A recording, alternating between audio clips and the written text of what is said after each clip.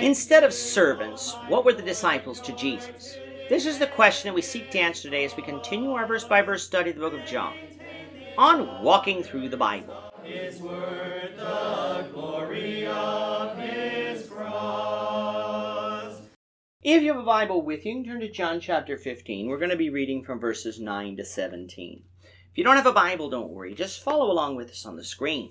The version that we'll be reading from is the New King James Version. So John chapter 15, beginning of verse 9.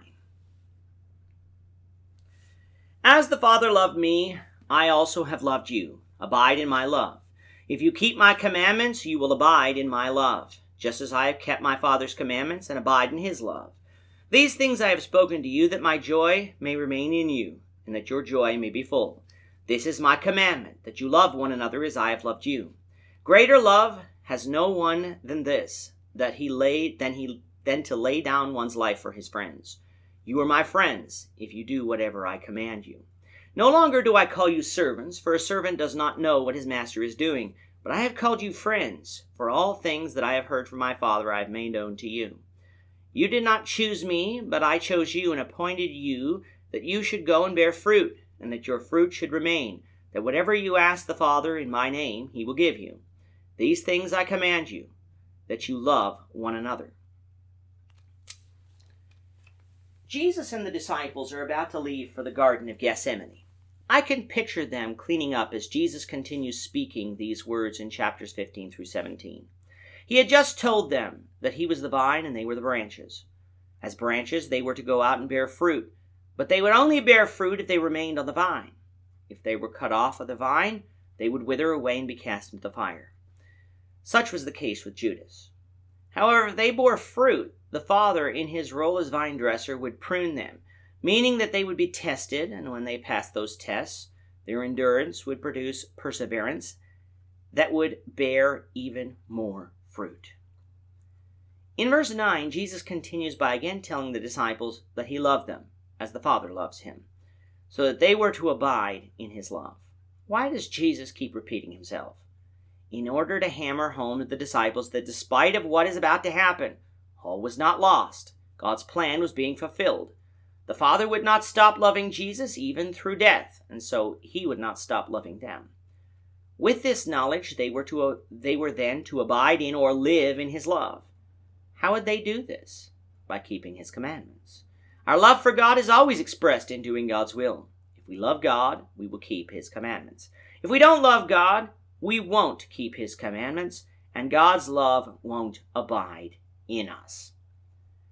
We will not be filled with Christ's joy. Our lives will be empty and meaningless.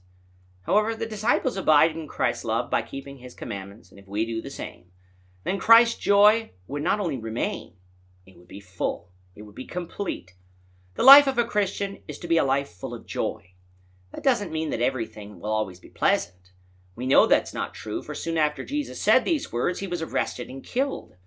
But our faith and our hope in God is what gives us joy, in that we know that there's life after this world, a life where there will be no sorrow, pain, nor fear. But while on this earth, we can be joyful in that we are not alone. For God is with us, and we have a family of Christians here to help us too. To the apostles, then, they were to love one another as Christ loved them, a repetition of what Jesus said back in John 13:34. To show how much Jesus loved them, he told them that no greater love can be shown than to lay down his life for his friends. Jesus was about to die for the sins of the world, his enemies, but he was also dying for the sins of his friends, his disciples. And the disciples truly were Christ's friends, if they do what he commanded. For in his commands were truth and life. Unless we think the disciples weren't really Jesus' friends, Jesus goes on to tell them that they were no longer considered to him as servants, but as friends. This was evident because servants don't know the master's plans, but Jesus' disciples had been told all of what Jesus had been given to tell from the Father. In the Old Testament, the people of God were always considered God's servants, and God didn't reveal all his plans to them. Only Abraham, through faith, was known as the friend of God. And in Genesis 18, as a result of this friendship, God did reveal to Abraham what he intended to do to Sodom and Gomorrah. That's how close the disciples were to Jesus. Yes, they were still going to refer to themselves as servants, and Christ will refer to them this way further on down in this chapter. But not all servants become the master's friend. Jesus' disciples did, because they kept his words. Jesus reminds them that they didn't choose him. He chose them to go out and bear fruit. Jesus knew who he was picking to be his disciples to go out and preach. He picked them on purpose for their faith and character. But it is important for them to remember that he chose them. Through faith and obedience to Christ, we are said to be children of God and thus friends of God. God chooses us not in some form of Calvinistic unconditional election, but he chooses us through the gospel, which we respond to in faith. Without Christ, we would not choose God. We would choose sin. But through the gospel, God chooses us to be saved through Christ. And as such, let us love one another. With that, our time is up for today. The Lord willing, we hope you'll join us for tomorrow's discussion of John chapter 15, verses 18 to 27, as we continue our walk through the Bible, one verse at a time. Thank you for watching today's episode. We hope that you found it edifying and ask that you not only subscribe to our channel and podcast, but that you like and share this episode among your friends, so that the saving gospel of Jesus Christ can go out to the whole world. Of his cross.